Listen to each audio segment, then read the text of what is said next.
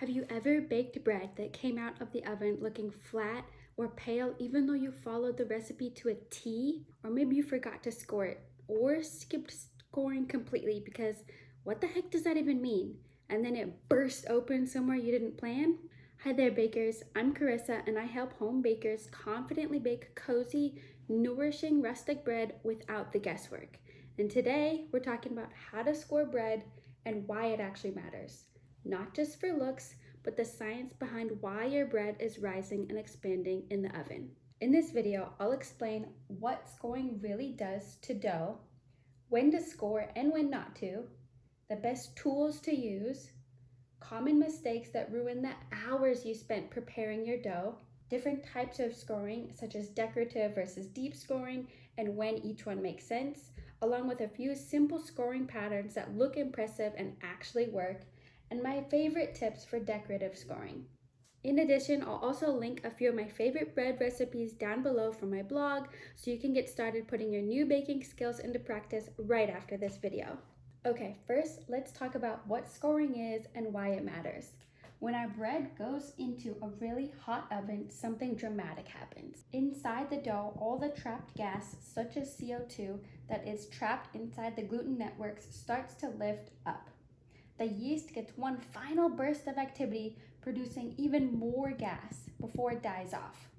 Finally, moisture turns into steam, which helps the surface of the bread soften as it expands before that hard, crispy crust sets. This process is what we call oven spring, which is the rapid rise in the first 10 to 15 minutes of baking. So what does this have to do with scoring? When you score bread, it gives all that expansion a planned place to go.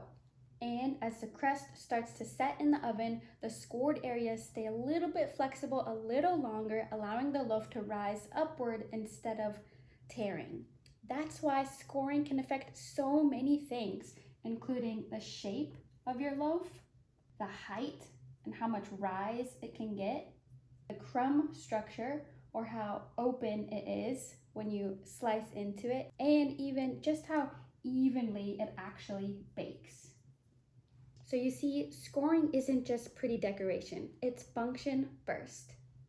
Okay, one of the biggest mistakes I used to struggle with is knowing when to score. And as a general rule, you should score your bread right before it goes in the oven.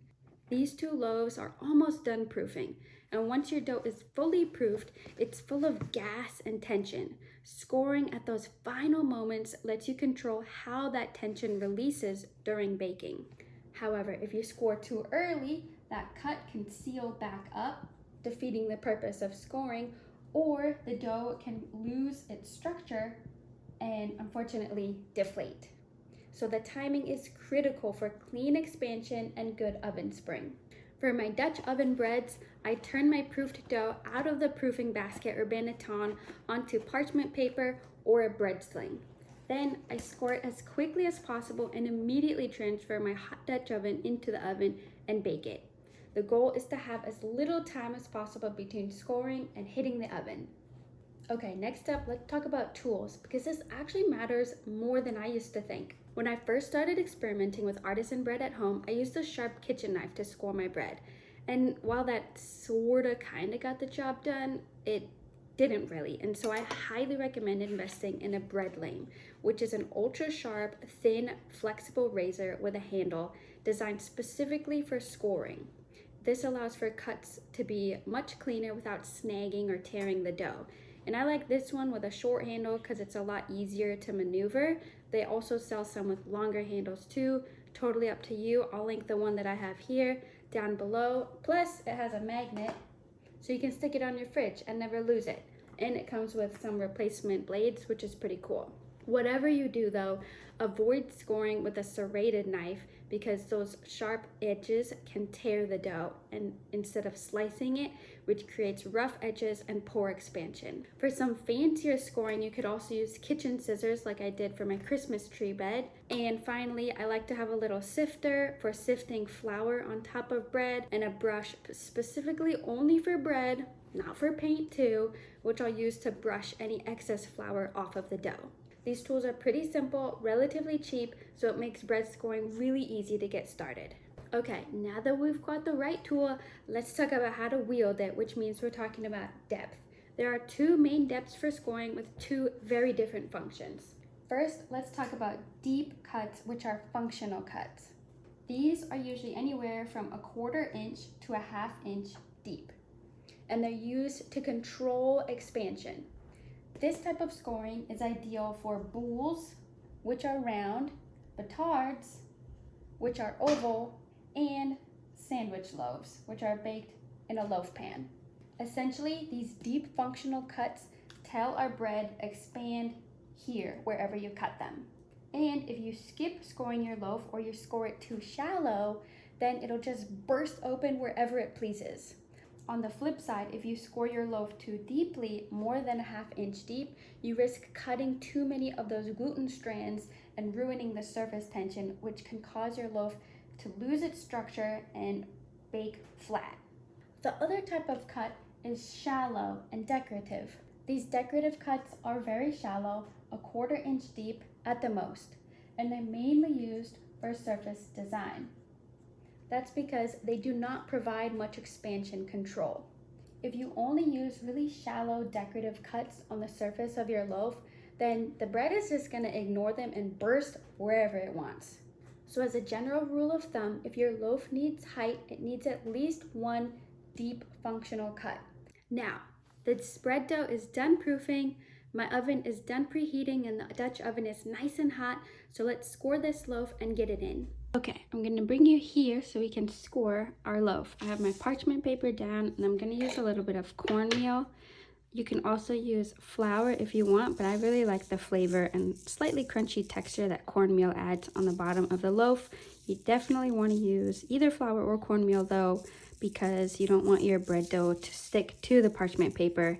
I've had to eat my fair share of parchment paper stuck to bread before when I forget this step. All right, now we have our proofed dough. This is my olive bread, and then I'm gonna use my little sifter and sift flour all over it.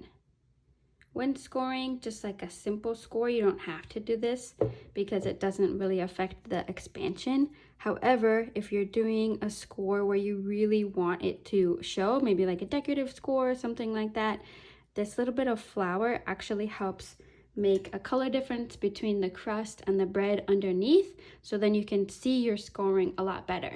And then I'm just gonna lightly brush off the excess flour. Okay, now with the bread lame, you don't want to hold it directly 90 degree, like perpendicular to the bread, and you also don't want to hold it sideways, because those just not going to allow for proper expansion. You actually want to hold it at about a 45-degree angle to the bread. So I'm just going to do one long cut, 1/2 inch deep, just one functional cut, holding it at 45-degree angle.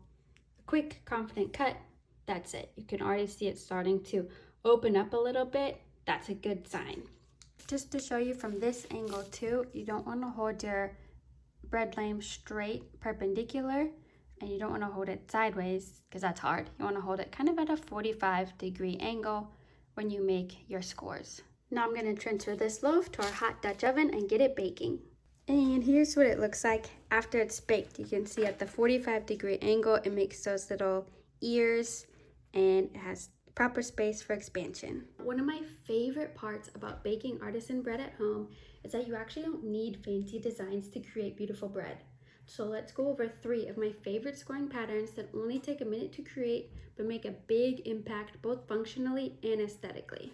First is just one 1/2 inch deep long slash right in the center on the top of the dough.